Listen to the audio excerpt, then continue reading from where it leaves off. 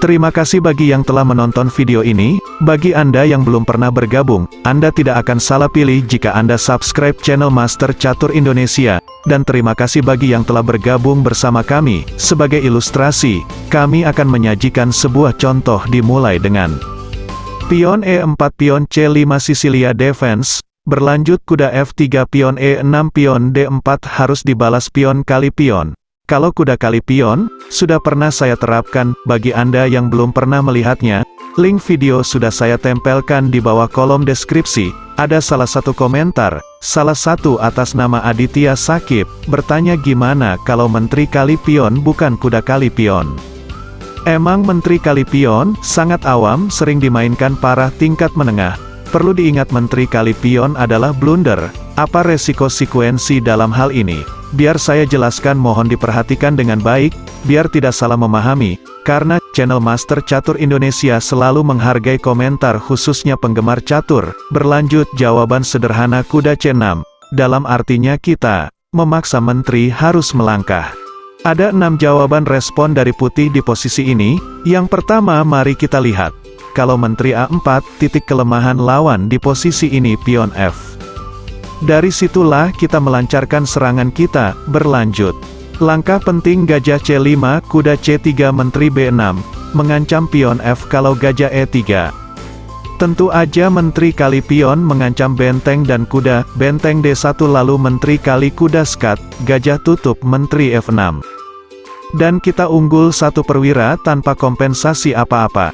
Ini untuk yang pertama kalinya, kita berikan dia pelajaran. Mari kita kembali, di posisi ini tadi sudah kita lihat benteng D1. Kalau dia justru melakukan gajah kali gajah terlebih dahulu, tentu aja menteri kali kuda skat, kuda tutup menteri kali benteng skat. Raja E2, kuda E7, dan kita unggul 1 benteng tanpa kompensasi apa-apa. Dan ini bukan semakin membaik, tentunya. Mari kita kembali. Tadi sudah kita lihat gajah E3, gimana kalau dia respon kuda D1, melindungi pion F. Jawaban yang berbeda, pion D5, gajah D3, gajah D7, kalau dia terburu-buru, melakukan rokade pendek. Kuda D4, langkah selanjutnya, menteri harus jatuh secara cuma-cuma, karena menteri telah terkunci dengan sendirinya. Itulah akibatnya, ketika menteri terlebih dahulu maju, tanpa dikawal dengan perwira yang lain, karena itu telah melanggar hukum teori sistem keterangan aturan dalam permainan catur. Mohon disimak. Kalau gak paham, boleh berikan komentar Anda di bawah layar handphone Anda sendiri. Mari kita kembali. Gimana kalau di posisi ini, lawan telah mengetahui kalau menterinya terjebak. Dia tidak menjawab gajah, tapi melakukan menteri B6, mengadu menteri. Harus dibalas pion kali pion. Menteri kali menteri, pion kali menteri, kuda D2, menghindari ancaman pion. Lalu kuda B4, mengancam pion C, tentunya pion itu tidak dapat dibendung. Berlanjut benteng B1, lalu kuda kali pion skat, raja E2, dan kita unggul 2 pion, dan dia juga kehilangan hak rokade. Tentu Anda sudah bisa menyelesaikan partai ini sampai akhir. Mari kita kembali, tadi sudah kita lihat gajah dan menteri. Gimana kalau di posisi ini, dia respon pion kali pion, adalah langkah terbaik. Berlanjut pion kali pion, gajah D3, gajah D7. Kalau rokade akan terjadi hal yang sama, kuda D5. Langkah selanjutnya menteri harus jatuh secara cuma-cuma. Mari kita kembali. Gimana kalau lawan tidak melakukan rokade, tapi menemukan langkah terbaik, melakukan menteri F4, langkah yang sangat bagus. Tetapi, ada tapinya, karena di langkah keempat tadi lawan telah melakukan langkah blunder, ketika menteri kali pion, walaupun dia melakukan langkah terbaik, untuk langkah selanjutnya, secara teori catur, dia harus kalah.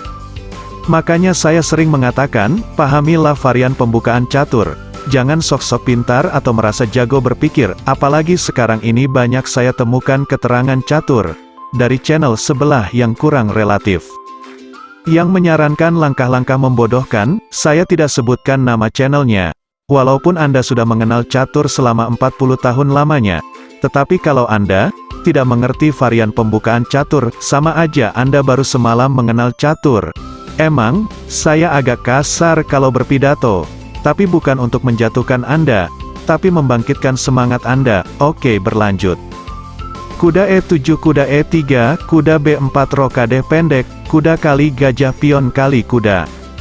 Langkah penting pion F6, pion A3, ingin mendorong pion dan meletakkan gajah di B7. Pion G5 mengancam menteri, menteri G3 gajah D6 mengancam menteri dan menteri telah terkunci dengan kebodohan dia sendiri.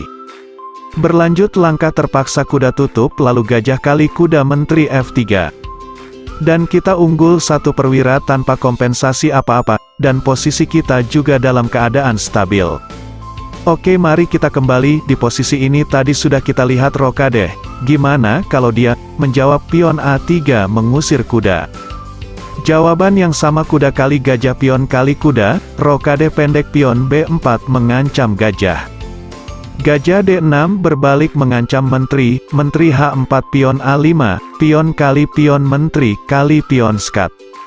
Gajah tutup sekaligus mengancam menteri, dan mengaktifkan gajah gelap. Menteri menghindar kalau rokade pendek benteng kali pion, dan pion dia jatuh secara cuma-cuma. Perlu diingat pion B adalah pion bebas karena tidak ada halangan untuk menjadi calon sarjana.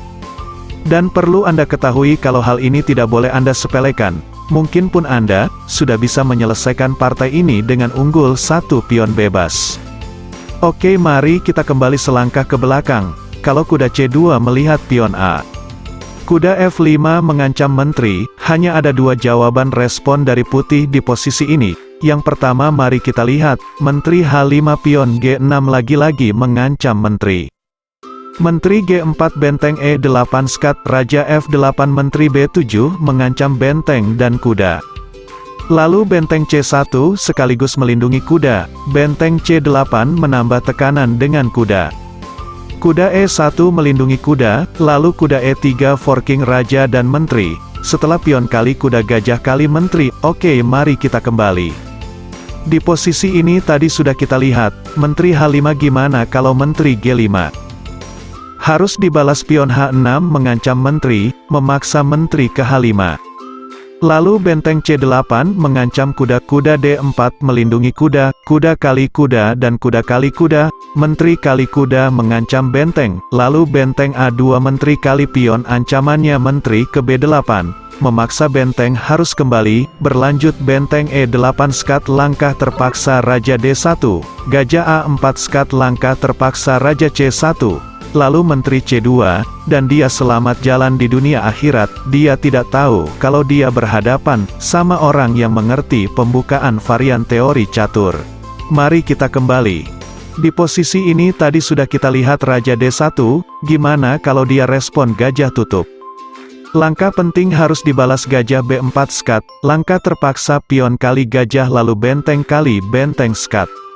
Langkah terpaksa menteri tutup, bertahan hidup sementara, lalu benteng kali menteri, dan dia harus menghembuskan nafas terakhirnya.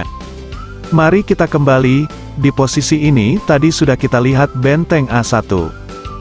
Gimana kalau dia respon menteri D1, langkah penting gajah B4, memaksa gajah harus memakan gajah, lalu benteng E8 skat. Itulah kenapa kita harus mengorbankan gajah terlebih dahulu, sehingga dia tidak bisa melakukan gajah ke E3.